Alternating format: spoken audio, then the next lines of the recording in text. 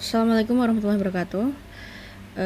Jadi di hari ini kita bakalan mempresentasikan atau mencontohkan tentang hasil implementasi vektor database menggunakan ChromaDB pada dataset gallstone disease, teman-teman.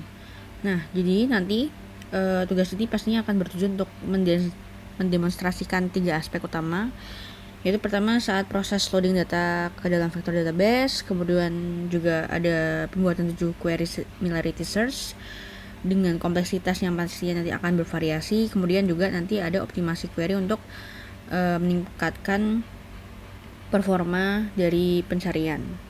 Nah, yang pertama kita mungkin menjelaskan terlebih dahulu untuk dataset yang kami gunakan, yaitu dataset gallstone. Nah, dataset gallstone sendiri itu nanti dia ada berisi 319 pasien dan mungkin kurang lebih datasetnya seperti ini. Kemudian itu ada 38 fitur klinis dan bentuk datasetnya itu tabular. Kemudian untuk fitur-fiturnya di sini tuh berisi seperti fitur numerik continuous seperti BMI, terus kemudian kadar glukosa, kemudian juga ada profil lipid, atau ya ada juga fitur kategorik seperti gender, kemudian juga data-data tentang fitur tentang diabetes, kemudian juga ada hyperlipidemia.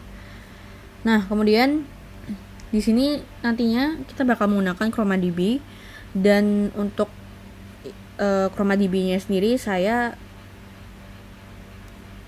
sudah bisa dibilang deploy ke Docker. Nah, kemudian untuk menjalankannya nanti saya menggunakan Python terlebih dahulu, dan ini di sini bisa kita lihat kita sudah loading dataset. Untuk datasetnya sendiri di sini saya menggunakan CSV, saya convert ke CSV. Kemudian di sini kita bisa lihat distribusi missing value-nya, bisa dilihat ini 0. Kemudian untuk distribusi targetnya di sini EDA terlebih dahulu ya teman-teman. Jadi kita bisa lihat bahwasanya untuk kelas negatif itu sebesar 161 pasien dan positif itu sebesar 158 pasien. Yang dimana kita bisa lihat bahwasanya ini termasuk balance ya, untuk indeks balance-nya itu sekitar 0,98 gitu kan. Karena hanya selisih 2 sampel saja. Kemudian untuk ini kita melakukan pemisahan kolom, karena ini di sini nantinya kita mau KNN, yaitu nanti kita mau klasifikasikan dan kita mau melihat nilai K dan pencarian optimasinya di situ. Ini untuk kolom kategorikalnya. Untuk targetnya sendiri di sini saya state untuk yang gallstone status. Kemudian setelah itu nanti kita gunakan normalisasi dan kita standar scalar, yaitu kita menyamakan skala, karena bisa dilihat bahwasanya di sini untuk fitur-fiturnya selisihnya sangat amat jauh ya rentangnya. Jadi kita harus perlu yang namanya standar scalar. Nah, di sini kita bisa lihat setelah di standar scalar kita bisa lihat min-nya itu 0,0, kemudian standar deviasinya itu 1. Jadi tidak terpantau jauh untuk selisihnya. Kemudian di sini kita akan simpan outputnya sendiri, yang dimana nantinya dataset yang sudah kita preprocessing, yang sudah kita samakan skalanya itu nantinya yang bakal kita olah. Nah, yang pertama kita langsung masuk ke penjelasan query pertama. Nah, untuk query yang pertama teman-teman kita bisa lihat di sini. Di sini untuk yang query pertama kita menggunakan pure dari KNN baseline ya teman-teman. Jadi nanti kita bakal merancang 7 query dengan tingkat kompleksitas yang bertahap, dan kita akan mendemonstrasikan secara komprehensif, yang dimana kita nanti akan menguji kemampuan dari ChromaDB untuk menangani berbagai skenario dari similarity search. Nah, yang pertama, ini query pertama itu adalah merupakan baseline dari KNN search. Jadi kita mencari 5 pasien dalam profil yang sangat mirip dengan pasien yang ID-nya 000. Kemudian kita bisa lihat di sini bahwasanya untuk latensinya atau pencariannya tuh bisa kita lihat tuh 7,5 milisecond. Jadi hasil ini tuh menunjukkan konsistensi karena kelima top match itu memiliki status yang sama dengan pasien acuan, yaitu negatif dari gallstone sendiri. Bisa kita lihat di sini untuk statusnya sendiri itu full 0, yang dimana itu negatif dari gallstone, dan untuk pencariannya di sini sudah berhasil menampilkan 5 teratas dan waktunya sendiri itu 7,5 milisecond. Kemudian untuk query yang kedua, teman-teman, query yang kedua di sini kita mencari dengan KNN juga, itu dengan filter yang statusnya positif. Jadi kita menambahkan filter metadata untuk cari pasien yang positif dari gallstone. Jadi use case ini tuh dikenal sebagai cohort matching, atau dalam studi itu dinamakan epidemiologi dari medis. Dan di sini kita bisa lihat untuk latensinya sendiri itu sampai di 7,36 milisecond, dan di sini juga ternyata itu sudah termasuk di seluruh filter yang digunakan. Kita bisa lihat ini 5 pasien yang ID pasien yang positif dari gallstone, atau statusnya itu di 1. Jadi 1 itu berupa positif gallstone dan 0 itu berupa negatif gallstone sendiri. Kemudian untuk query yang ketiga, di sini kita melihat tentang multi attribute filter. Jadi kita tuh menggunakan compound filter untuk risk stratification, yaitu mencari pasien dengan diabetes, kemudian juga hyperlipidemia juga ya. Jadi secara bersamaan diabetes ya iya, kemudian juga hyperlipidemia juga iya.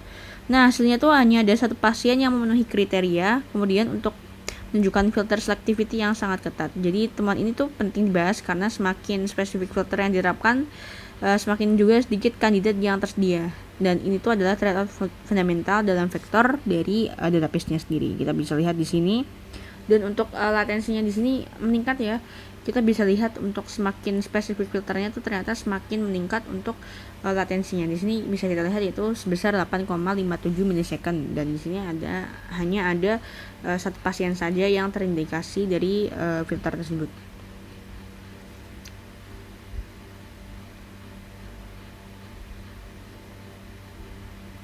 Nah, kemudian kita lanjut ke query yang keempat, teman-teman. Nah, untuk query yang keempat sendiri di sini kita bisa lihat bahwasanya sebentar saya. Nah, untuk query yang keempat ini kita yaitu tentang out of sample decision support. Jadi kita mendemonstrasikan use case clinical decision support. Jadi kita nanti kami itu mensimulasikan pasien baru dengan profil OPSIS BMI-nya itu kita misalkan gunakan 32, kemudian glukosanya kita 145 dan kolesterolnya itu 240. Nah, jadi nanti sistem ini kemudian cari 5 pasien historis paling mirip, kemudian nanti menggunakan majority vote untuk prediksi. Nah, ternyata hasil prediksinya itu mayoritas top 5 itu berstatus 0, sehingga prediksi sistem ini menghasilkan dari negatif gallstone. Nah, bisa kita lihat bahwasanya ternyata kelima yang mirip di data ini ternyata statusnya itu lebih banyak yang 0 daripada yang 1 di sini. Dan ternyata hasil prediksinya karena berdasarkan dataset tersebut, berdasarkan sampel yang kita masukkan, dan kemudian kemiripan dengan dataset itu banyak yang bersifat tidak terindikasi gallstone. Jadi hasil prediksinya itu negatif gallstone atau gallstone itu 0. Nah, kemudian kita lanjut ke query yang kelima, teman-teman. Nah, ini untuk query yang kelima. Untuk query yang kelima itu kita melihat subvector search atau lipid profile. Jadi kita menggunakan subvector search. Jadi hanya pada 4 fitur profile lipid, itu ada dari total kolesterol, LDL, HDL, kemudian ada triglycerides. Nah, jadi latensi itu menurun signifikan menjadi 2,29 milisecond ya, teman-teman. Kita bisa lihat di sini.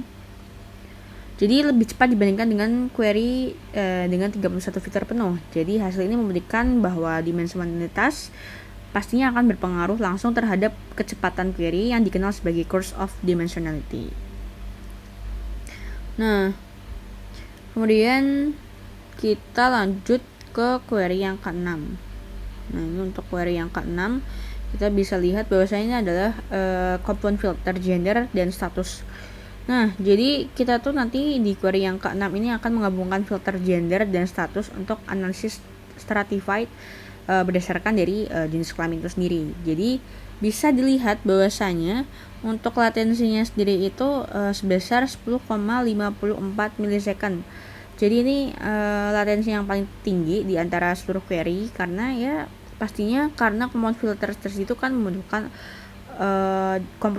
overhead komputasi yang lebih besar kan. Nah, karena hal tersebut lah pastinya latensi yang lebih besar itu yaitu yang di query yang ke-6 ini, yaitu compound filter gender dan status. Jadi menggabungkan kedua filter tersebut. Kemudian kita lanjut ke query yang ke-7. Jadi untuk query yang ke-7 sendiri di sini kita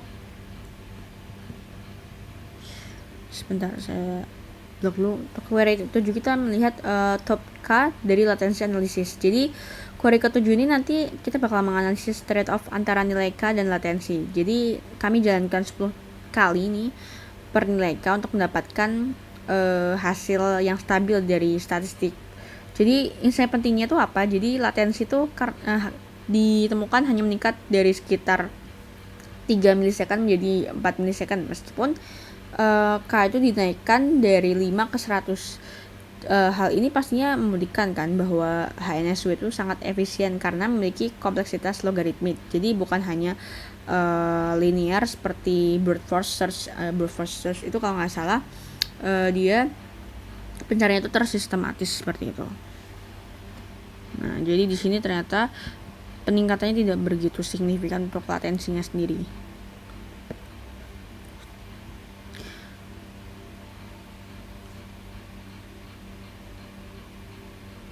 Nah, kemudian kita bisa lihat di sini untuk eksperimen yang terakhir kita menggunakan benchmark atau perbandingan dari optimasinya yang sudah kita lakukan tadi ya. Yang pertama itu kan ada eksperimen pertama kita menggunakan HNSW parameter tuning.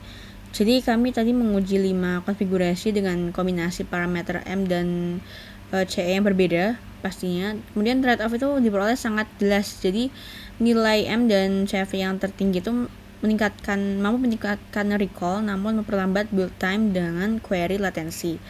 Jadi bisa dilihat bahwasanya untuk hasil dari HNSW tuning sendiri untuk M yang 16 di sini, kemudian untuk yang CS besar SS besar 50 dan CS besar 100 di sini dia yang paling sweet spot ya ditemukan untuk konfigurasinya.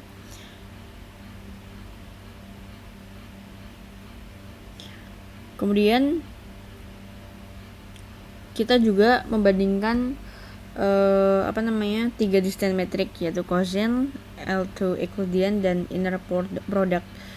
Jadi quotient distance sendiri itu terbukti paling sesuai untuk data terstandarisasi karena ya sifatnya ya scale invariance sendiri gitu kan. Terus juga kita bisa lihat bahwasanya untuk eksperimen ketiga yaitu membandingkan strategi filtering per filter native formative versus post filter manual menunjukkan bahwa post filter native jauh lebih efisien karena ruang pencarian dipersempit, teman-teman. Sebagai ringkasan bisa kita lihat bahwasanya juga untuk M sama dengan 8, kemudian juga CS CE dan SS 50.